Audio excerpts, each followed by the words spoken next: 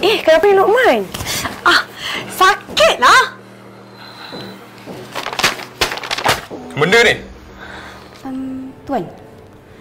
Tuan sekarang banyak ambil berat tentang Puan Azra. Lagipun, Puan Azra tu dah ada boyfriend. Dan daripada Tuan fikirkan pasal dia, baik Tuan fokuskan kepada Puan Mawar. Lagi satu, tim bakal wali yang terajui sekarang tengah pecah kacir. Banyak bayaran ubat yang telah dibuat baru-baru ni, semua disebabkan Puan Mawar. Dia dah ada boyfriend?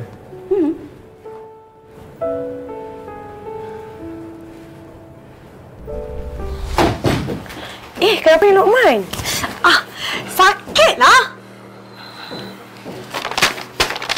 Benda ni? Kenapa you tunjuk resip ni dekat I? I suruh you lead tim bakal wali, bukannya pergi tunjuk hebat.